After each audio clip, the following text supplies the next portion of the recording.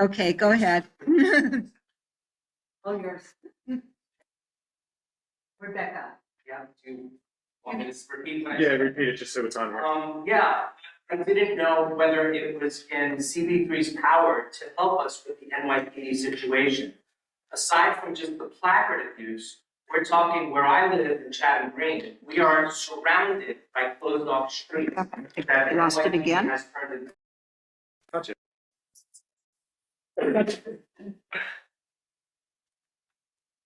You're back on, Triple. I mean, you're back on.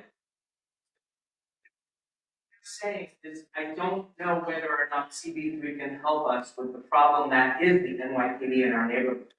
Aside from the placard parking and the abuses all around, which cause problems for the DOT and the community, they have surrounded Chatham Green where I live, and they have extended their campus past their one police plaza, and they basically have put us in a chokehold and turned all our surrounding streets into parking lots. How much parking do they need? And I'm begging CB3 to help us solve this NYPD problem.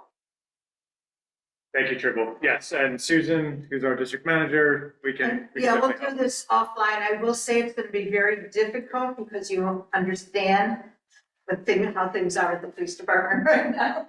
But They're a very strong union, I know that. it's more than that. We will, as a separate subject, we'll absolutely, please email me and we'll figure out, next step, how to start dealing with this. Thank you, and you see how it impacts everything Casey's been presenting to us. All the studies that he's doing, it includes placard parking, and doesn't include the placard parking. It includes Park Road open because the police don't want it open, and everything. Thank you. I'm gonna go, yeah, we've got another agenda item, we've got some more folks here. And then just to repeat what I said is that it is a community-wide issue with placard abuse, throughout CB3, so I'm with you there, for Park Row as well as everywhere else in CB3, so thank you. All right, Felix, you're up. If you could unmute yourself. Hello, thanks very much. Yeah, I'm a resident of Chatham Towers, and I just wanted to reiterate what other people have said about how much improvement we've already seen from the street improvement project. I do have a question, insofar as what we're trying to do, for the time being, while it's not reopened to private cars, is make it as nice as possible for pedestrians and bikes. I have a question about all of the concrete bits and pieces, which I was told would be removed as much as possible as part of this SIP. We still have those sugar cubes on Park Row, both at Pearl Street and up by the police barriers. We have the big Jersey barriers running down the middle of Park Row. So I was wondering, are those going to go at some point? And if not, why not? Great question. So the question was, if some of the additional security infrastructure, such as the sugar cubes and the Jersey barrier, is going to be removed. I think we're continuing to coordinate with NYPD about some of those items. There were some cubes placed recently at Park Road and Pearl Street on the south, on the Chatham Green corner, and those were placed there to keep PD out of the pipeline. A place of infrastructure to keep themselves off of it. So we're continuing to coordinate what is necessary. We're still having some of those conversations over all of the items. But we can keep having that conversation with PD, further reduce the. Excellent. Thank you so much. All right, thanks, Felix. Donald, you're up.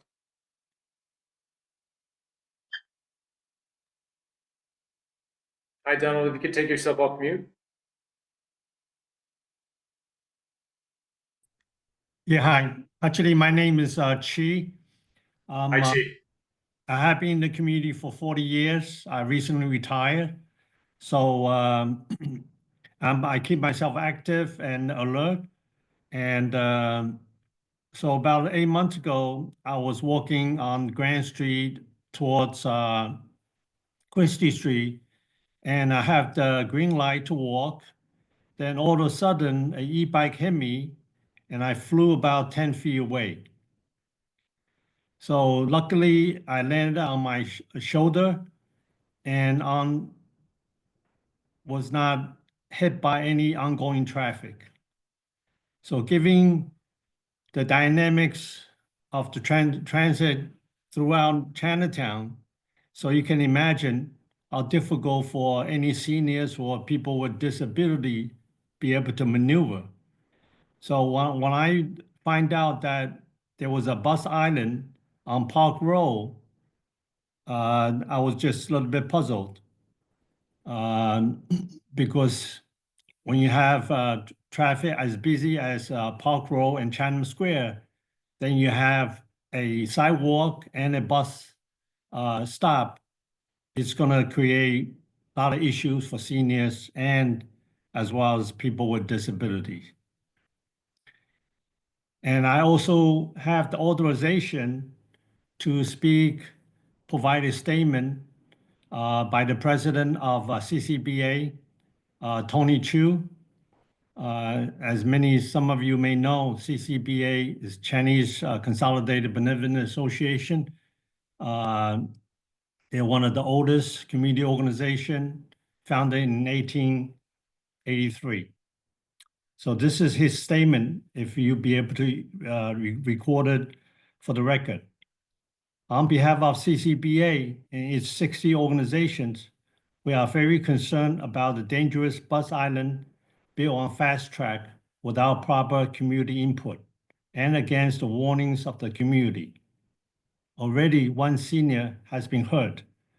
However, it is clear that more will be hurt by this dangerous construction. We urge the city to remove the island immediately so riders can once again board safety from the sidewalk. Thank you. Thank you, Chi, and I'm glad that you are okay and able to call in tonight, so thank you. Okay, we have 3 more folks online. Amelia, you're next.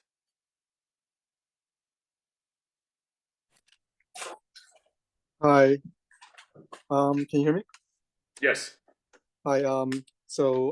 My name is John. I am a resident of the neighborhood as well. Just to reiterate, reiterate some of the things that everyone has said. We are concerned about the opening of Park Row, both as a driver and as a bicyclist and a pedestrian in the neighborhood. I know that when I make a right on Worth Street heading east, most folks are actually not heading down towards the Brooklyn Bridge area, which if you open up Park Row, I'm not sure how much congestion it will relieve that traffic on Worth. I do want to reiterate what Nancy has said about the no standing sign. There is a point on Worth Street where if we remove those the cars that are parked there, it should be able to help alleviate the street. I also bike my child. I also bike my children to school on Park Row, and are also very concerned about that place opening up. Actually, my 7-year-old daughter would also like to say something as well in regards to this. So I'm gonna give her the mic. My name is Amelie, and I am 7 years old.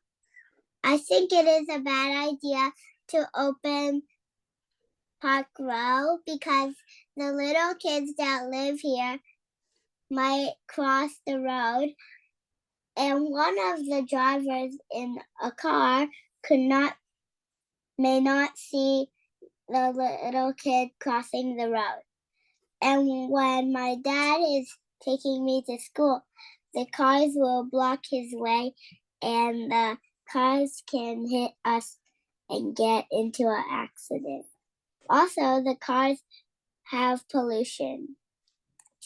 Thank you so much. Online, we just had a hard time listening to the presentation that I think Jason had put together. I would love to see of that, how that everything impacts each other. But we just want to share one perspective of what, as a resident, what we experience. Thank you.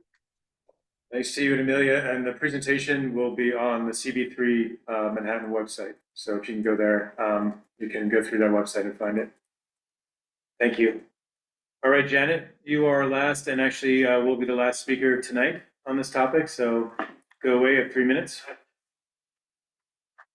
Hi, my name is Paulo. I'm a resident of Park Row. Just last week, I was coming out of Luna and I wanted to cross the bicycle lane and I almost got hit by, I think, a delivery person on a bike. I yelled at the person, not knowing that he was going, not knowing that the bicycle lane is two-way. I thought it was one way. There's no way, there's no strip, there's no information that says it's two lane. I only learned about that through the information for this meeting. So it is very dangerous to have a two-lane bicycle, two-way bicycle lanes over there. That's number one. And number two, I think people have a presumption of cyclists being very innocent, law-abiding people. Unfortunately, most of them are not. Most of them are not. They're going to injure people. Almost got hit. And remember, people going from that direction, from let's say Kim Lau toward the underpass, it's a downhill. So they're going to get more speed and they're going to hit people at higher speed. Again, I am personally not, I'm personally pretty active and I'm personally not slow in reaction, but the person almost hit me. So I really think having a bicycle lane there is dangerous. To have it two-way is probably 2 times, 4 times more dangerous. And another thing about the bicycle lane, if it is really a two-way bicycle lane, I don't think it is really wide enough. I think the whole planning of opening up and trying to help traffic for cyclists, for car, all that had been done in haste, without planning and without consideration of pedestrians. And I would like to add 2 more things. Just From 30 the more media- seconds. Please go, yeah, 20 more seconds. Oh, okay. I questioned the data about the survey of 40% of the drivers coming out from Bowery toward the underpass really Chinatown traffic. I don't know how they got the number. Did they question the driver? Did they track the people? It's like throwing out numbers for only to prove something. I really have doubts about data like that. All right, thank you. I appreciate your comments. Okay, so I just learned that we have to be out of here by 9 o'clock tonight, so we do need to keep moving, but I wanted to just bring it back to the committee for if anyone has anything to say for tonight. Michelle? Question, because they did it for Grant Clinton, and it says look both ways for the bike lane, is that a possibility to do over there? It says, Right, Clinton to Lansing, there's fine for. no, Clinton bike lane, right over here, there's the sign that says look both ways, for the two-way bike. Based on what the Starling we just testified, that maybe that would be a good improvement. Yeah, we could look at additional signage warning pedestrians that it's two-way, and the yellow center line and bike markings will be going in potentially starting tomorrow. I have a quick comment. Just following up on the Jersey barriers and sugar cubes, NYPD did say that the Jersey barriers are not there to protect. It's there because there's nowhere else to put it, so they can find another space for it to at least start making Park Road look normal, decent. So I would just, remind you of that when you talk to them. We think we should. Yeah, we can read that. Thank you, Casey. Anybody else? All right, and I'll just say that, I think, I think it's been said, but getting the amenities out there as quickly as possible, especially the bench, because I feel like that is something that is really necessary for some of the concerns that I'm hearing. But that would be great if you figure out how to do that, and maybe even if it needs to be moved, that's another point. But I appreciate you all coming out tonight. We do need to move to the next agenda item. I have one question about that. Sure. There's a crosswalk to get onto the bus, that bus island. That's what I've always used when I go onto it. Is there anything that's preventing people from seeing that? I mean, 30 feet from, I'm wondering why someone would choose to walk across the bike lane and then try to go up and look at it. I wouldn't. Why don't they walk to the corner? There must be some visibility problem. It could be for a variety of reasons. Because there is a crosswalk at the corner, and that's where someone should go. And then what happens then is that there is no step whatsoever to get from the sidewalk up onto the bus itself, which is a lot safer for people. They have to understand it. And so I just think that there must be, I looked at it and I don't see the impediment to be able to see that there's a clear, safe path. Good luck to you. Make sure it's evident. Okay. Get those rumble strips. Yes. The people riding those e-bikes. From the strips. Okay, thank you for everyone that came out tonight to speak. So I really do appreciate you all coming out. The next item, we've got, hearing myself.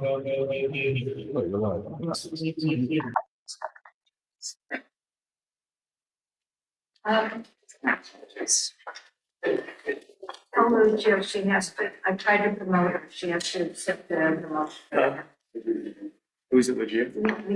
Legia, did you see a promotion that came towards you? You can accept that promotion?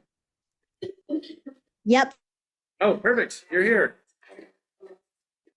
Okay, so now it's gonna be a panelist, and then I'm gonna let her make her.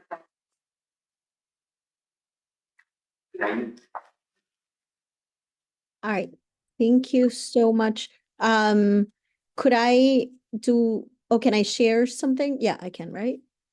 I'm looking for it, they changed everything. Are you, Susan, are you gonna share her presentation? No, I don't. Okay, so I you, don't have it, you. Okay. You So have can I share it? what? make her focus, Got it. and then she'll be. Thanks for bearing with us.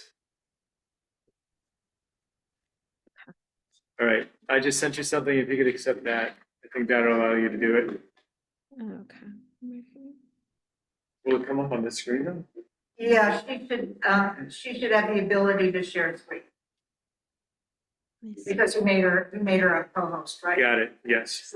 It's not on. I don't think it's, there's no signal. Oh, that's, I'm sorry. Okay, I think I can share it now. Hold on. Yeah, if you share it, we're having a little technical issue on our side, hopefully we I can fix don't that. understand that.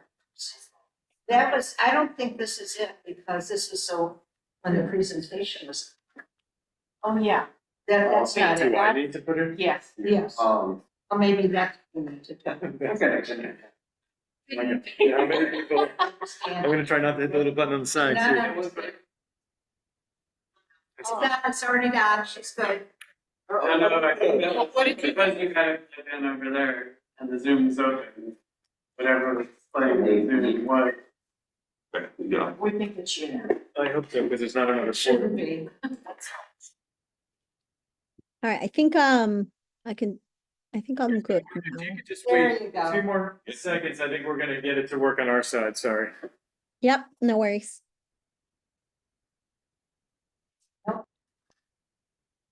Do you see it on your screen? It's on my screen, but I'm not connected to this. You must have the screen probably. No, we're. No, but it came in. It's really odd. Did she not share screen? Yeah, it's working. I don't know where it's coming from. All right. We are not technical over here, but we're good on our side, and Lucia, thank you for your patience. Why don't you get going? Yeah, okay. I'm trying to like figure it out, making sure. Okay, I think so. Okay.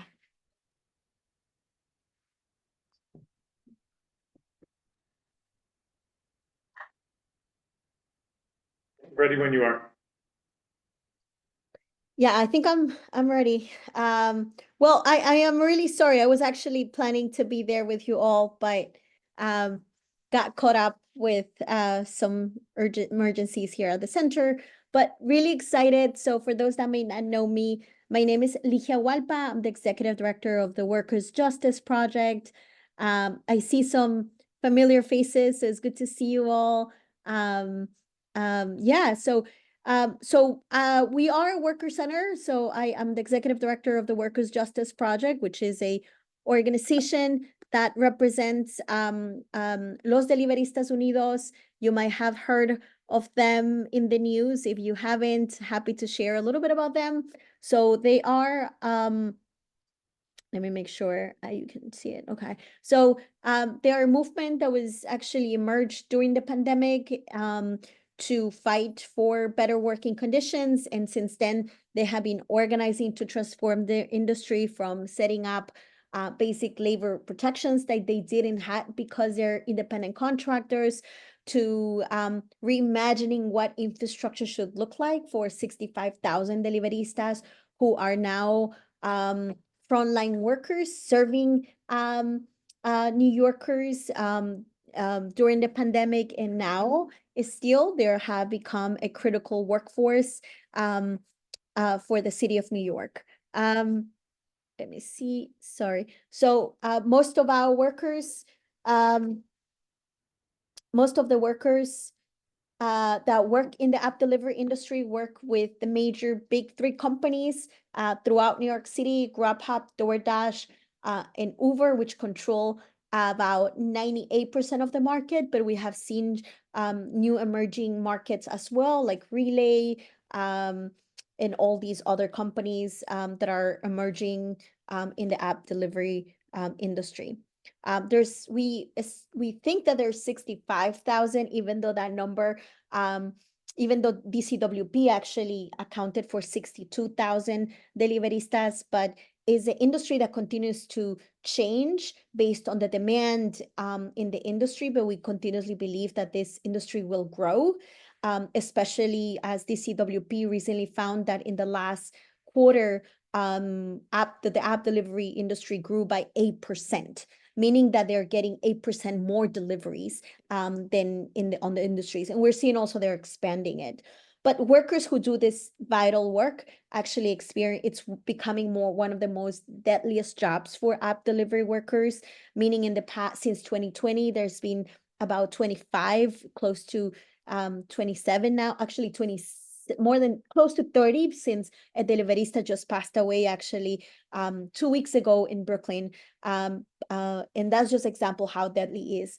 We also did a study in 2020 called Essential But Unprotected. Check it out with Cornell, which we find out of the people we interview, about 49% of workers had experienced accident or crash while doing this delivery, which actually tells you the magnitude of how deadly this industry has become. And the other one is lack of transparency. 68% of the workers have been punished by the companies for not complying with their demands. And I wanted to say, there's another incredible research by CUNY who did a research which find out that 67% of deliveristas treat this job as their full-time job and only job that they rely on in order to feed and provide to their families. Let me see. Since then, we have been working towards sort of rewrite the future of micromobility and deliveristas as well. So we've been working to build worker organizing infrastructure and representation to make sure that they have the power to confront the pressure that they face by the apps. Also working to like build a culture of safety through training, and also reimagining what infrastructure would look like through bike parking stations, restroom facilities, which are some of the critical needs that deliveristas face in the street, and also reimagining the idea of deliverista hubs and micromobility charging stations across the city, particularly for e-bike users and mopeds. Something that we've been working very closely with some communities across the city is the idea of deliverista hubs. You might have heard it in the news, but these ideas actually emerged during the pandemic as deliveristas were experiencing lack of spaces because their workplace happens to be the streets. So we were reimagining how we can transform and build deliverista hubs, which will be spaces where workers can organize in their own neighborhoods, spaces that can provide a street safety, rest areas in e-bike parking and micromobility charging stations. And really the ability to also being able to keep the streets safer, and they can stay protected and protect their communities and neighbors. So there's different forms that deliveristas have been reimagining what street deliverista hubs or deliverista hubs can look like. One of them is this design that was designed by Fantastica, which is a group that we've been partnering with, which shows you how spaces that are could be reimagining an area where workers, designated areas where workers can park their e-bikes, can rest, and potentially even charge their bikes if possible. That's like one kind of idea and vision that we've been developing and emerging. The other one is the deliverista hubs, which is transforming unutilized public spaces. And this one is actually in City Hall that you might have seen it in the news, which is utilizing unused spaces to bring a e-bike charging rest areas, a deliverista resource hub center, which would allow us to share information, educate workers, and support workers who are doing this work. And part of the goal is to really start building a culture of safety in the streets, and also addressing the issue of lack of infrastructure like e-bike charging stations and bike parking. So you might think, well, you know, since we pass a critical set of legislations, you know, people may think that, oh, well, deliveristas are, now that they have minimum pay, you know, now they should be respecting the law and doing the right thing, right?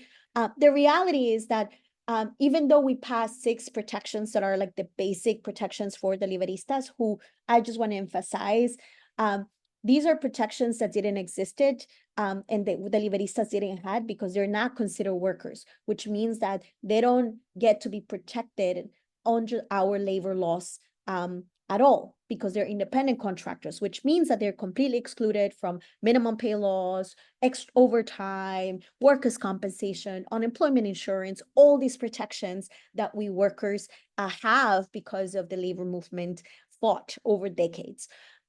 As independent contractors, and since we've been able to push the companies to pay minimum wage, at least 1956 the hour, but that's not enough.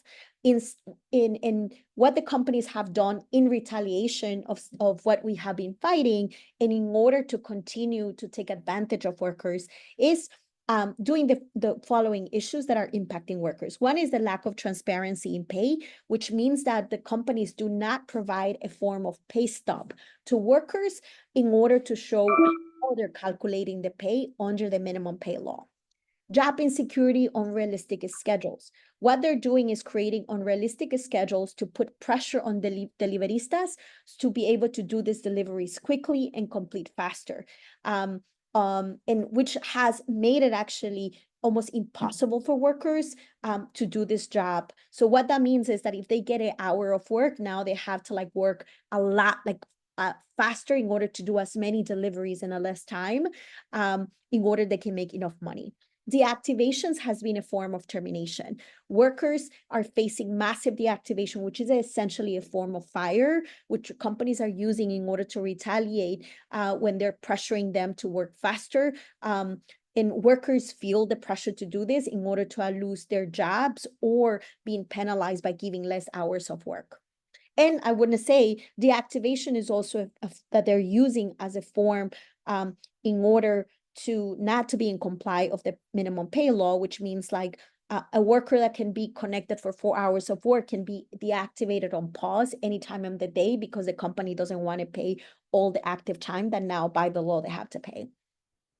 They also have removed the tipping option for consumers. This is a decision that has financially harmed workers, forcing workers to actually be connected longer hours, having to because they need now to compensate or make up for the loss of tips, because because consumers do not have this option at the beginning of putting the order. The lack of workers' compensation, I think I have said it, because they're independent contractors, workers are not provided workers' comp. So when they get injured, pretty much they're on their own, making this job more financially unequitable to deliveristas, because if you get injured and you cannot work for 5 days, the next day you're going to be trying to get as many hours of work in order to compensate for your lost wages. And the lack of infrastructure for workers to wait for deliveries. There's no designated areas for workers, leaving them without safe and comfortable spaces to wait for delivery assignments, no places to charge their stations or buy parking, creating entire chaos in our city streets that is created mostly by these multi-billion-dollar corporations, who, by the way, last year they made DoorDash as example, made $9 billion just as industry, and that we're talking about last year in just one app delivery company. Recommendations. We continue to believe that, ensuring that workers have rights to fight back these companies, it's a way to make the streets safer. Why? Because we want to make sure that these companies are not using the algorithm to put pressure workers to do delivery at a much faster rate in having to be pressured to run in order to make up money. So what are we asking? We're asking to protect against retaliatory deactivations, which is a form of firing, giving the power for workers to fight back whenever they fire because on just reasons. By the way, I just want to show you, I forgot to show you, but I gave you 2 examples of Grubhub here before I keep going, because I know when I say that the companies are retaliating, the companies always say, no, that's not true. We're not doing that. Here is just 2 examples of Grubhub, of a worker who said that your Grubhub, who was blocked from their account. And here in the bottom, you will see a worker who's actually who wrote back to the company saying, listen, who actually said, I had 3 violations. The first one, it was because they couldn't find the restaurant quickly since there were several orders at the same time. The second time, it was because the order was that they were trying to pick up, it was already removed by somebody else, right? And the third one, the third penalization that he had, it was delayed since the vehicle is damaged and he couldn't connect to pick up the order, right? This is just an example of how workers are being penalized by the company. And something that DoorDash recently did is they created now a new measurement system in order to measure how if workers arrive on time, whether workers are accepting every order. If they don't meet their rating system, they usually lose hours of work or get deactivated. So they're using what we call algorithm management in order to maximize their profit and being able to force workers to accept everything and do these jobs in the less time possible, and I have to accept every order possible in order to take advantage of them. And so what we're asking here in the workers' rights and recommendations for the city agencies, and we continue to advocate, is to have protections from retaliatory in the activations, is strengthening the minimum pay standard, which means like forcing the companies to give sort of a pay stub format, explaining how their payment was calculated. Insurance of pay transparency in tipping practices, making sure that actually provides a tipping option at the beginning and shares and discloses more information about how tip is being distributed among workers and also consumers. Is ban paid sick leave for workers, particularly because this job has become more deadly. The other one is street safety, implement a stricter oversight over e-micromobility vendors. We're seeing new devices on our street that is not caused by deliveristas, but is caused really by retail stores and manufacturers who just care more about making profit rather than making our streets and our micromobility safer.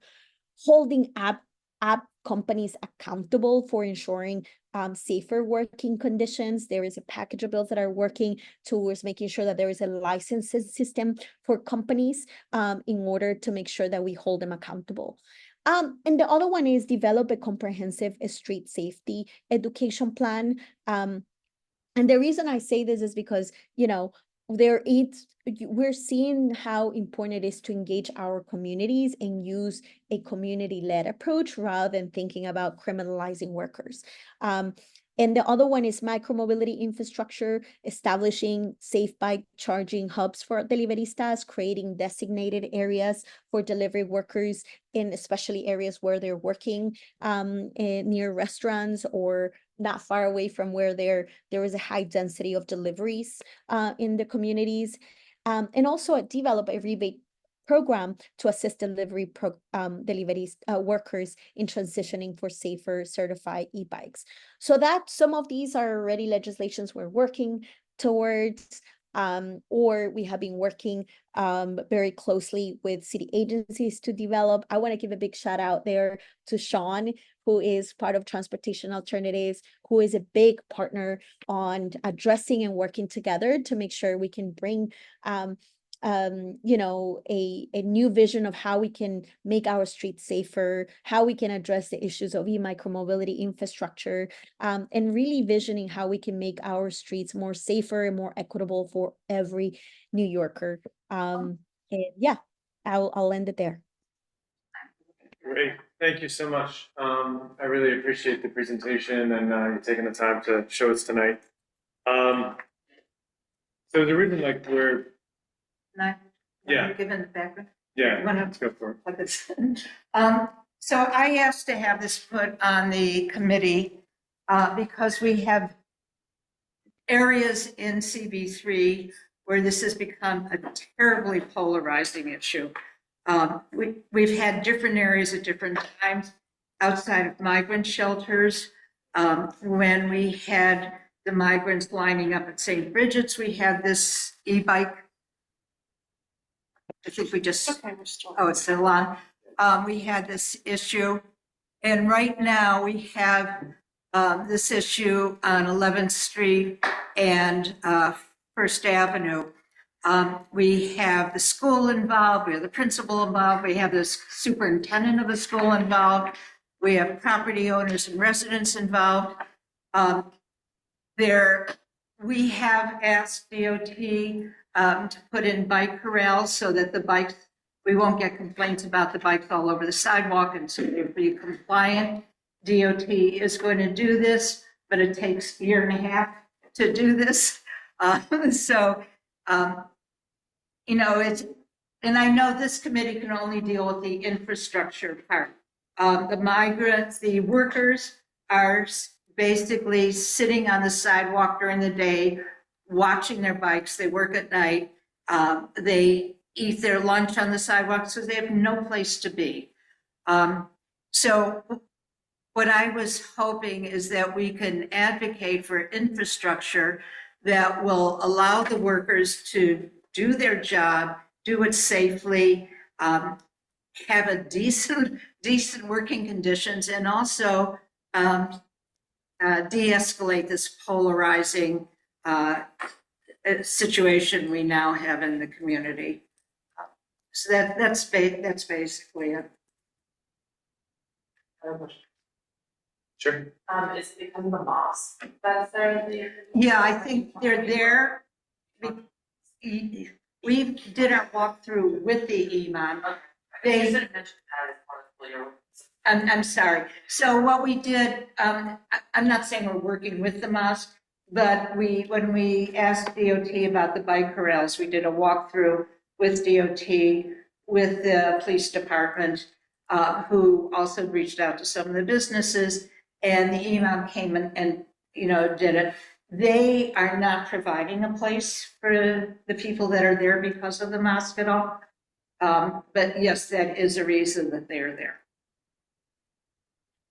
And this also happens, like I say, around residences, around shelters, around where there are many restaurants.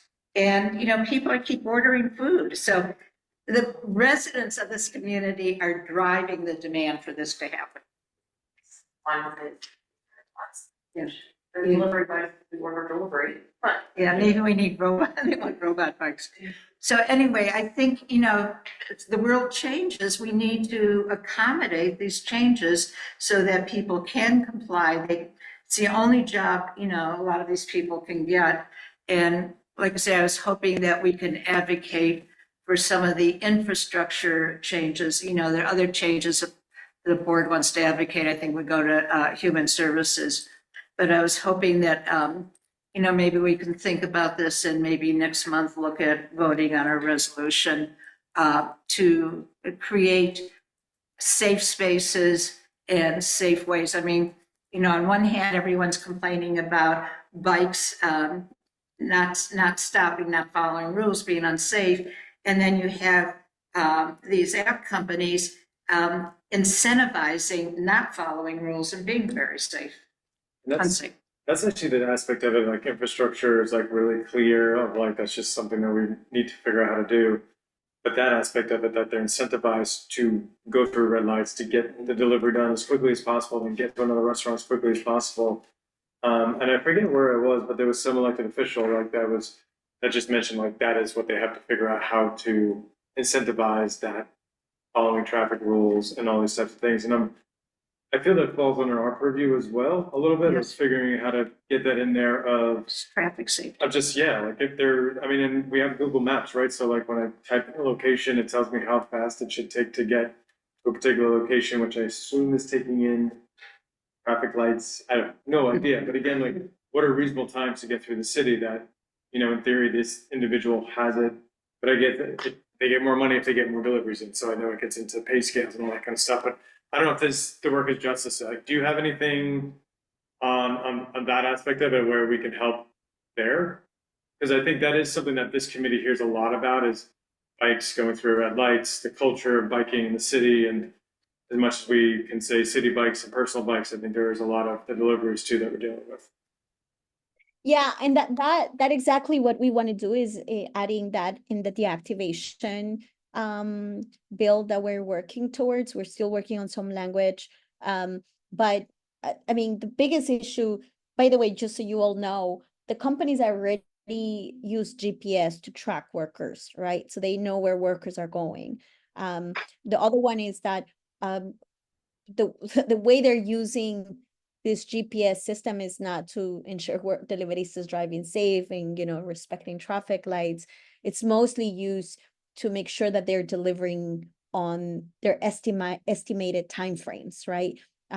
So part of our vision on the deactivation is to making sure that there's realistic timeframes, that the companies are not using the algorithm management to pressure workers to deliver on realistic timeframes, pushing workers to do as many deliveries in a limited amount of time, making sure that workers, if they feel that, they're taking long because there's traffic issues, they're not penalized for it or deactivated. Right now, because the companies can retaliate by giving you less hours of work or including firing you, which has created the biggest incentive for workers to feel the necessity to be able to do this work faster. So in the deactivation bill, our vision is to that no companies can penalize workers by deactivating or creating less flexibility and for workers to have a way to appeal and actually penalize the company instead of the worker if a worker has been penalized or unfairly retaliated because they wanted to drive safe and couldn't meet the company's demands. And that's why we strongly believe that the activation bill and pay transparency will alleviate the pressure workers are already feeling in the street and fight back. Just want to add something. Okay, sure. I just want to add to this that Workers Justice, we've been working on this, and they did go out to the site and interview the workers, parents, and businesses, which is how we got some of our information about what's going on. They've been just really great to work with. So, thanks for the presentation. I mean, that opened my eyes to a lot of things. That constant sense of urgency that would come from being punished for not working fast enough is horrifying, and no wonder. So anyway, I really hope that if I was understanding the other measures can be passed. So anything we could do to rush that along, that'd be great to do. At the risk of being one of those people who complain all the time, you've already heard me once tonight say something about delivery workers. But I love that you're working on a comprehensive street safety thing. And let me just say, if cyclists, if lyric people could be educated about the culture of biking, that was a phrase that was used. When you're going to pass an older man and you're on a 30-mile-an-hour e-bike, you say on your right, or you pass it, so that you don't scare him to death. But I'm talking about myself. Or worse, I don't turn into the person, and that is not something that would take any time at all to do. Or maybe if you have to do it 100 times a day, it would be difficult on your voice, like using a bell. But anyway, this seemed like a simple thing, but I know it's not simple because there's education. So I'm thrilled to hear that one of the things you are working on is that comprehensive street safety educational materials. That's what I understood, and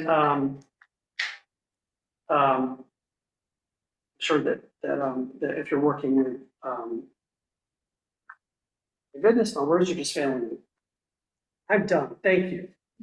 Yes, sir. Sure. Thanks, Lahia. And I mean, I think it's important to note too that the delivery worker industry is one of the fastest growing workforces in New York City, and it's not fully immigrant workforce. I think that's important to note. I think we're kind of speaking about like immigrants being taken advantage of, which is, of course, we need to highlight immigrant rights and predatory practices here. But I was a delivery worker for 5 years when I was in my late teens, early 20s. This was before this great work was happening, and it was a very unsafe environment as a bike messenger and delivery worker. But I think it's important to note that we're not speaking about, like this is our community. These workers are our community members. They're not foreign to our communities. They're people from our community, people who are working within our space, and we have a responsibility as a community board to protect this workforce. And I think the infrastructure resolution, enshrining some kind of work towards, creating more of these dedicated parking areas, these charging stations. We've seen the pilots of it, and where we do see them being developed, we see, the workers are enjoying it. It's safer for them. It's a hub for them to be in, that they're not in random places and parking their vehicles, which are upwards to $1,000, $2,000, $3,000. I think that's important to note. These are not like $100 bikes. This is livelihood attached to a $2,000 investment by someone who's working at $19 an hour. So in any case, I think there's more that we can do. This is not going to be something that, like we said, goes away. It's a growing industry. It will continue to grow, and we're kind of behind schedule on kind of meeting the demand.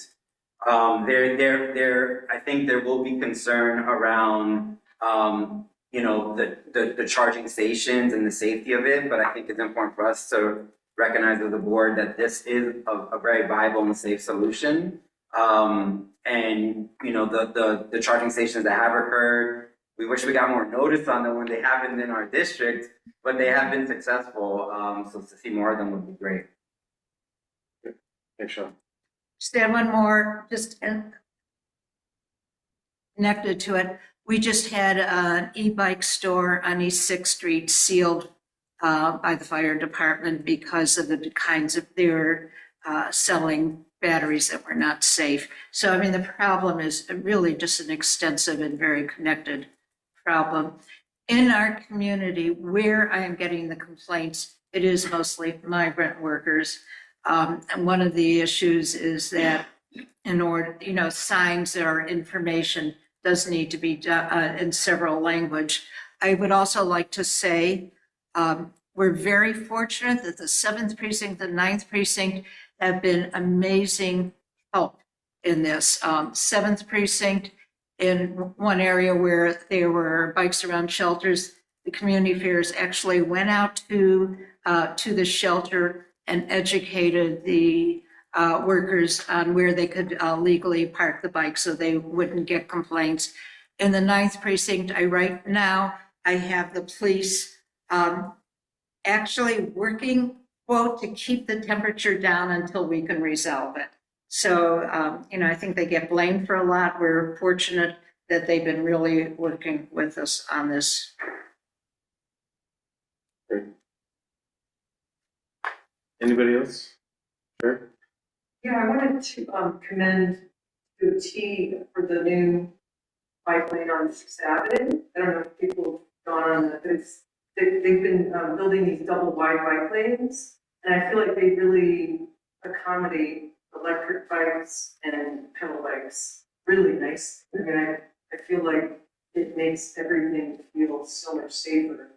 But having a double wide bike lane so that the two speeds can coexist, I think that should be for safety. Plus one. Yeah. Agreed. I've seen that and it Yeah. actually is quite nice. Yeah. It's nice. Yeah, and fun. it really helps. Yeah. The fast ones can stay on the road. Agreed. So Sean and I are willing to work on a resolution for next month. That'd be great. Yeah. And then we'll bring it back here and obviously committee will have kind of finalize it, put a little bow on it. That's great. But I appreciate you, I will butcher your name, saying it again. No, it's just not. But thank you. I really appreciate you coming out tonight and really, I mean, opening our eyes on what's going on out there. It's evident, you know, when you're around the neighborhood. So thank you for your advocacy. Yeah, and then I will share with Sean and Susan, but I would just wanted to share if the resolution can include something that there's 2 bills that already were heard through committee and haven't been passed. One is about pay transparency in tipping, which would alleviate the pressure of workers on the streets and bring more understanding to workers as how they're being paid, will be super critical. Those are bills that are already, I think, well advanced that we would like to make sure that are voted and finalized. Could you send those bills to us or the draft, whatever you have? Thank you. Yeah, I'll share that with you, Susan, and the people that be connected through email, including Sean. Thank you. Thank you. Okay. Anything else? All right. Thanks again. Appreciate you coming out tonight. We're gonna take a roll call and complete the meeting here. Thank you so much. Look forward to meeting you another time. Sorry. I appreciate you joining us virtually. Hey, it's here, so thank you for coming out. Thank you. Vincent Sereno. Here. Nancy Kong, Gary Berman. Here. Solomon Fletcher. Here. Sean Garcia. Here. Sherry Ryan. Here. Kelly Goldston. Michelle Coopersmith. Judge Leo. David Crane. Neil. No. Okay, thank you. Thank you. Have a good night. That was for